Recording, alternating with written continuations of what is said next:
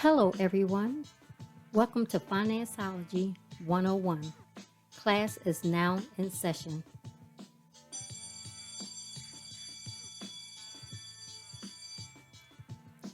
The information provided during this podcast is just that, information. You will need to do further research to address your specific situation. Enjoy the session. Good evening, everyone, and welcome to another session of Gifted Generations Presents Financeology 101. I'm one of your hosts, Robin Seegers, and the other host is Elroy Seegers. Welcome, Elroy. Welcome, Robin. Okay, so it's the beginning of a new year. And this time of the year, we always start out the podcast series with a financial review, seeing where you are, how well you did last year, the things you can change. So the last podcast session, we went over three things: financial assessment, that meaning taking a snapshot of your financial picture, seeing things that you did well, seeing things you didn't do so well in, making the adjustments. If you have a positive or negative relationship with money, which means if you have a positive relationship with money, you're saving and you're investing and you're managing your money well. And if you have a negative relationship with money, you're spending it and you're figuring out things as you go. So that's your financial assessment. You get your whole big picture of your finances. Spot on. Then you set goals.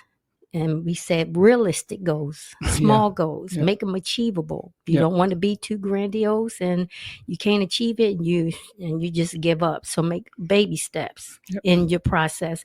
And you have to go through this like once a month to review the goals you're setting and make adjustments. Don't think you set a plan and forget it. Correct. You have to adjust throughout the month or throughout the year. Yep. So the next step we have is identify your income and expenses. And most people are like, why I gotta do that? Because especially with expenses, write them down because you can forget things. If you try to track it in your mind, you definitely going to forget things. So write down all your expenses and just keep going through it regularly once a week to make sure you got everything written down, because you don't want a surprise bill that you forgot to write down. Identify any income that you may have come in. Yep. All income. It's not just jobs. Yep. Income comes from, it's money coming in. So whoever's giving you money, wherever the money is coming from, make sure you have that written down as well. That's not extra money? As they say, no, it's not extra money. Definitely not, because you need to assign your money. Your money needs to have an assignment. Yeah, there's no such thing as extra money. Yep. Right. So those are the first three things we talked about last podcast session. Okay. Make sure you do those three things. All right. So now this session, we're going to understand. The first thing we want to understand the needs and wants. All right. Needs and wants. My needs and wants will look different from Elroy's. Your needs and wants maybe look different from your family members. You have to determine what that is. Right. Now, you can't make everything a want, a need. Yep. I need these shoes. Yeah. I need these black shoes for this event when you have black shoes in your closet. Yep. I need this game. You just said something very important. You said something for an event. Sometimes, I need to attend an event. And it's like, you don't need to attend an event. Right. Because there's so many things that we think we need to be there for. And you got such priorities. How essential is this to my living? Mm-hmm. If it's like for a job and you're going to get an award, that's different. If you just want to be with the crew, do you really need to be there? Right. Is it going to cost you money to get your hair done, get your nails done, give me a tuxedo, shoes, all of the stuff?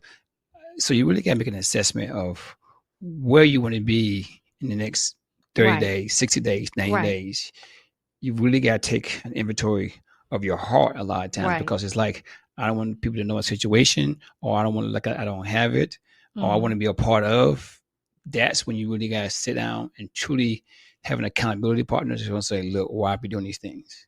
I know once we've been doing this for a long time. So when we was younger, we just never had that need to want to fit in. Right. We only fit in with each other. Right. So we Right. didn't let outside influences bother us as far as what we should be doing or where we should be. We just didn't. Right. Um, And you know that term you hear FOMO, fear of missing out. That's real. mhm. People really feel that. They feel like the party is not going to happen unless they're there, or they're going to miss something unless they're there. Okay. But you have to have self introspection where Mhm. you looking within yourself to see Yeah. if you're fulfilled. You, like Elroy said, that event the ticket could cost $100 Mhm. to get in. Yeah. However, by the time you finish with getting hair, nails, this, that, you done spend a good $500 on one event. Yep. Easy. Yeah. Should be fear of missing out on your future. Yes. Yes, Yeah. definitely. We want the now. We want the instant gratification. So you know exactly what you need Yep. to survive. Yep. But those wants, be careful. Because you don't, everything that you want is not a need. And it does not mean you can't have your wants or Right. your desires. Right. Right. Right. You know, you can have those things. You can have those wants, but you got to first Manage it. satisfy those needs, because without paying for your house, you won't have a house. Without putting gas in your car, you can't get to work where we need to be. Without paying for your light bill, you can be burning up a lot of candles. You know, without paying the water bill, you're gonna be stank. You know. Right. But and you know, I've known people that would use their electric bill or water bill or spend their gas money Mhm. so they can go out and have fun, and they'll figure it out later. Mhm. That's not the right way to live. Yep. That is not. You have to make sure you meet all your needs first. Yep. And those wants, if you can manage those within your financial plan, that's good. Right. But just remember, they are wants. They're Right. not needs. I also want to say, when it comes to wants versus needs, and you're talking about paying for your bills, there's going to be a time, and it's probably already happened to many of us. There's going to be someone that's going to need some money from you. Mm-hmm. That's a need for them. Doesn't mean you have to give them what you need. If you can't afford to give somebody some money, the answer is no. What I mean by that, I've known people to say, well, this is my light bill. Well, I get it back to you in a couple of days, and it'll come through for you. Now you have a hard relationship with the individual. If you can't get that person that money, don't take money from something that you must have to give to something that they must have. It just doesn't work. Right. Your must have should be, I have extra to meet your must have. Right. It can't be my must have going to take me from me and give it to you. I ain't taking food out of my mouth to give it to somebody else. And I know I've known someone just like that, known thinking they were someone, doing a good thing, but then their bills were piling up. A strange relationship too. And yes, and their bills were piling up because they kept doing that, thinking they were doing a good thing. Right. And then they were looking to someone else to help them get their electricity turned back on, or what? But because they gave their money away helping someone else. Yeah. You, like they say on the airplane when you were a small kid, you got to put your air mask on first before you can put your kids on. Right. You have to take care of yourself first. Amen. If you don't have the money set aside, like in the savings or emergency fund, to set aside to help those people, and when you help them, don't expect for it to be given back. Right. Amen. It's a blessing if you get it back, but just give it to them, just knowing that I may not get it back, and you okay with that. Yeah. So you have to meet your needs first. All right. Please meet your needs first, and then you can figure out what the wants and see if you can get some of those things. So next thing we have is creating your financial plan. How you do that? Now you're gonna put all this together. You're gonna track your spending. You're gonna track your income. You're gonna make a list of things that you absolutely need and a list of things that you want. And you're going to put that whole picture together and come up with a plan of how you're going to manage your financial picture for the year. Remember, you're going to make adjustments probably once a week. It could be once a month. Yeah, because there's certain things that happen during the course of the year, like, car tags. If you live in North Carolina, you got to get your car insured. I mean, not car insured. You got to get paying for your car insurance. Yeah. Get your tags done. You got to get an inspection done. So it depends on where you live. It's going to be certain things you got to do every year. If your house is already paid off, you got to pay for insurance every year. So you got to save money for that. So there's going to be different things throughout the course of the month, throughout the course of the year that you're going to have to save money for. Because, like I said, house paid for, you don't have no escrow. The escrow is you.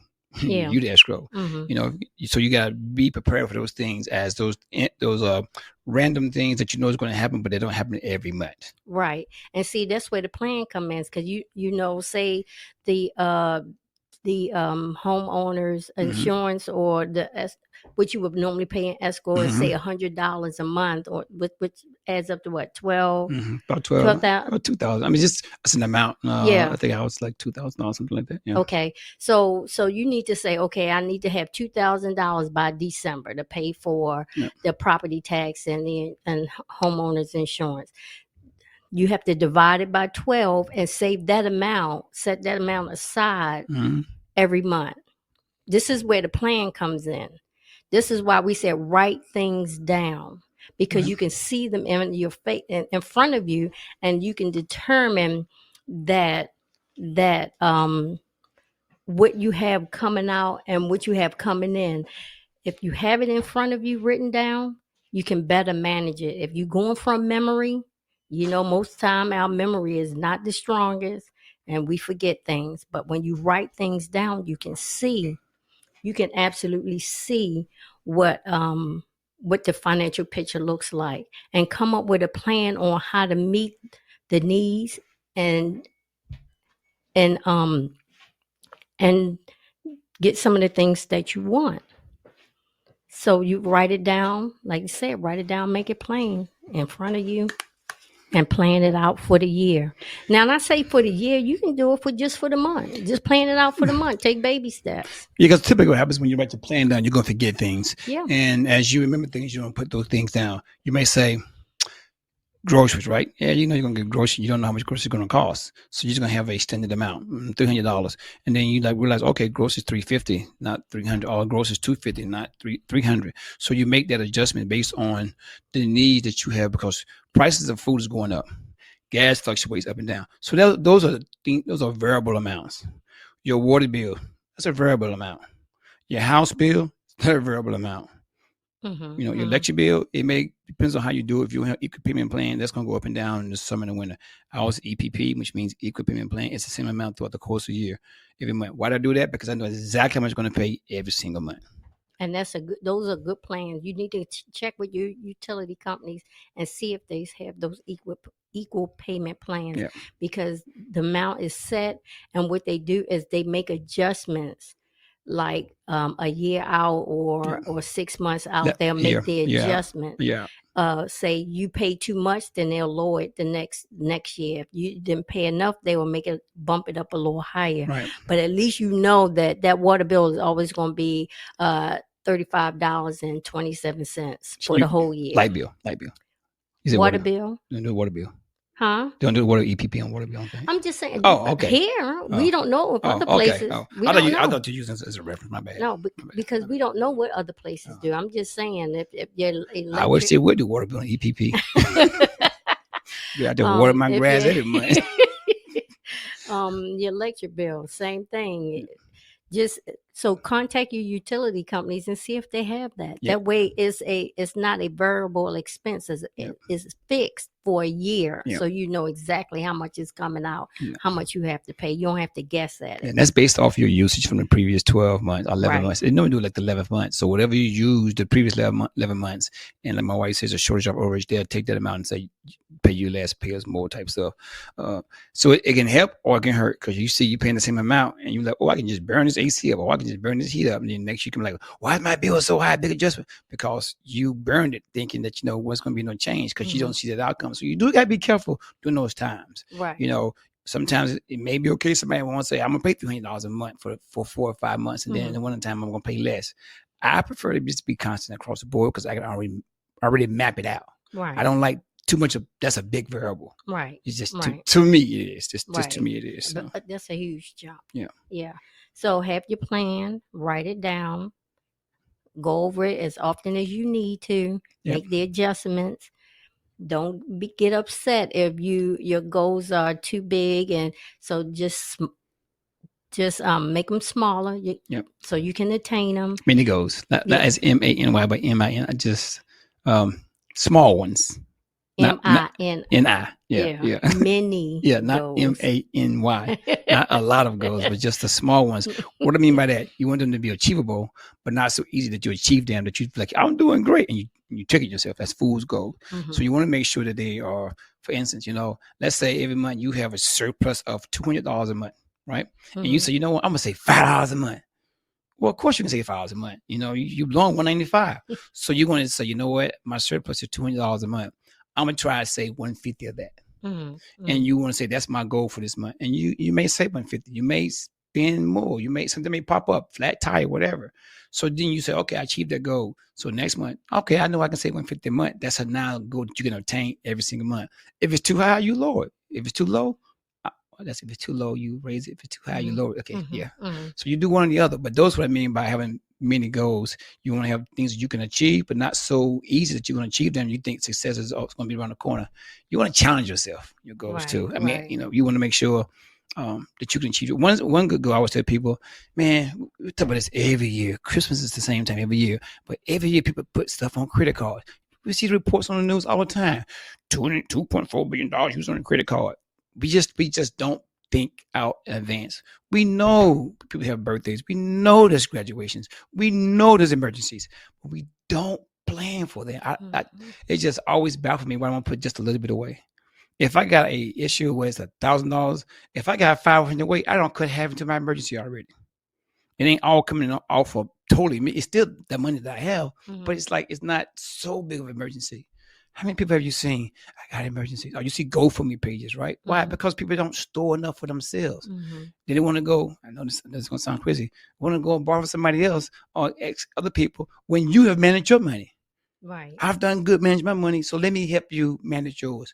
And believe it or not, people get offended by that. Yeah. Yeah. People get offended by that. Because one thing that we tend to do is when people come and ask us for financial help, we ask a lot of questions because is this going to be a Band-Aid on a bullet wound, or is this really going to help you? Yep. Or is it we helping you and then somebody else going to help you next month and then another person going to help you the following month? Yep. Because it's not really helping you. Yep. It's just it's hindering you. Yep. It's really a hindrance. Yep. So we ask a lot of questions, not to be nosy, but to see where. Oh, I'm being nosy.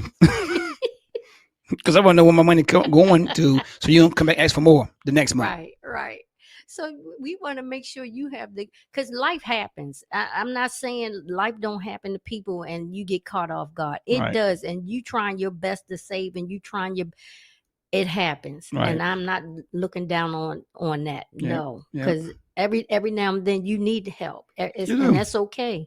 It's okay, but we're looking at to see if you have the right mindset to get yourself up out of that. That's it. That's all. Not to stay in it and keep asking. This month I'm gonna ask my cousin. Next month I'm gonna ask my auntie.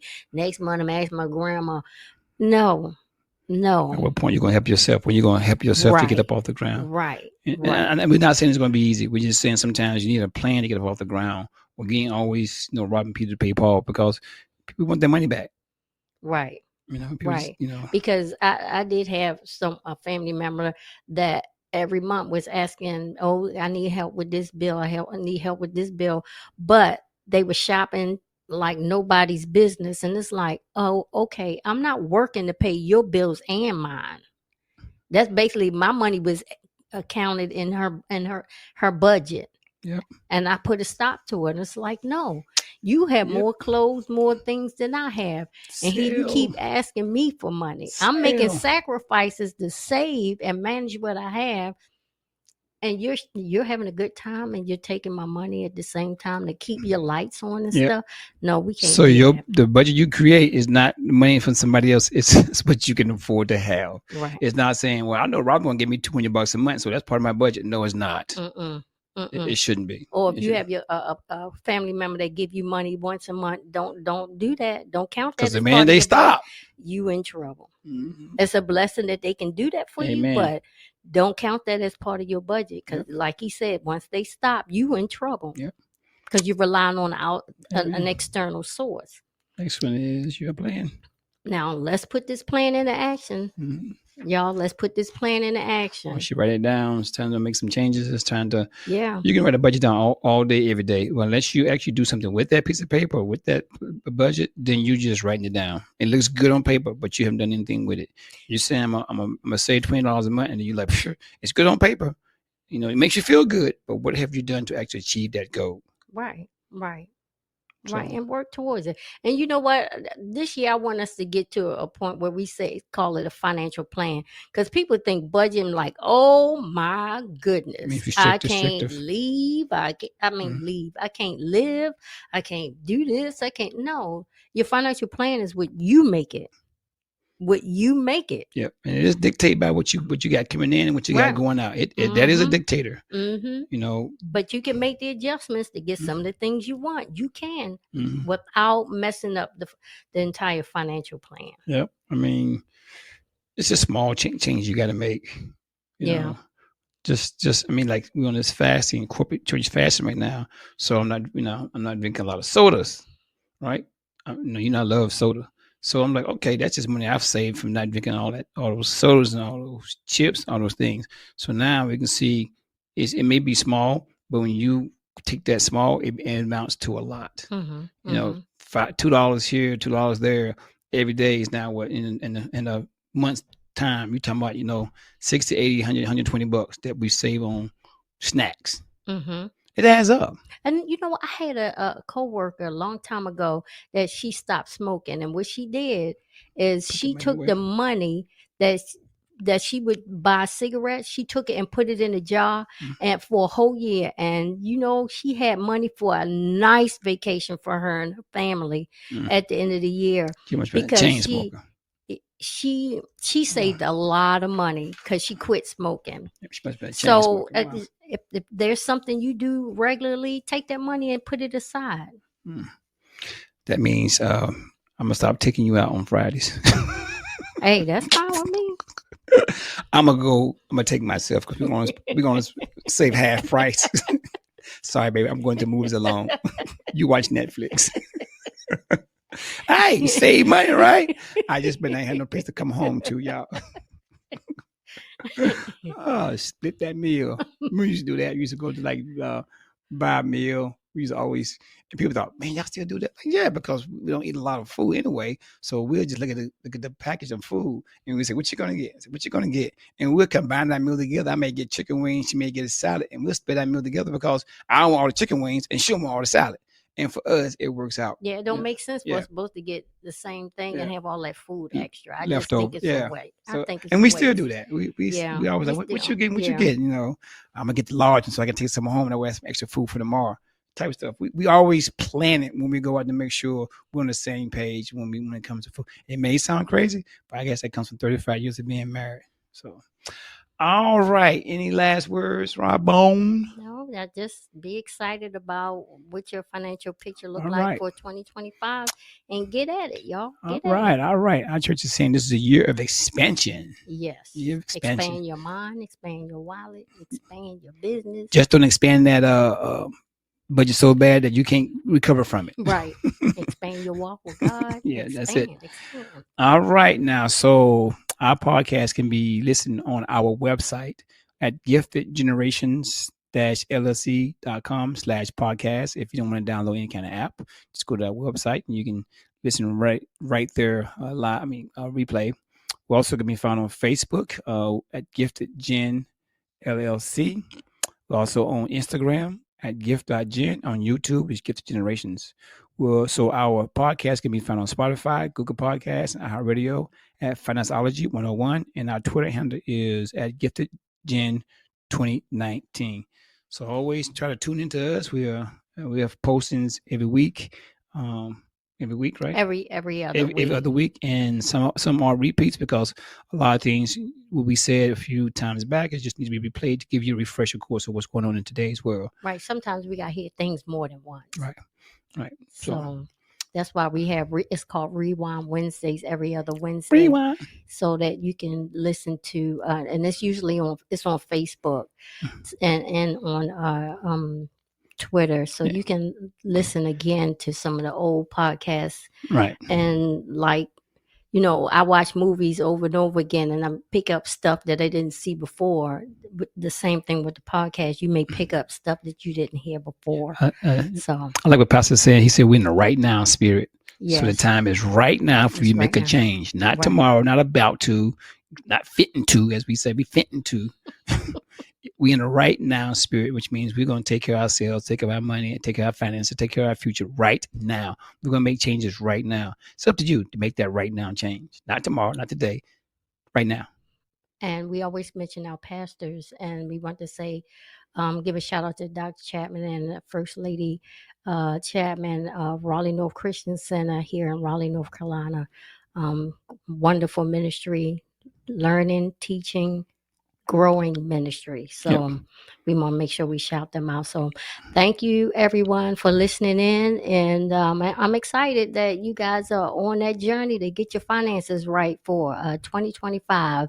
Like the theme is you're going to thrive in 2025. The year of expansion. All right, so All long. righty. Have Take a good care. night. Bye bye.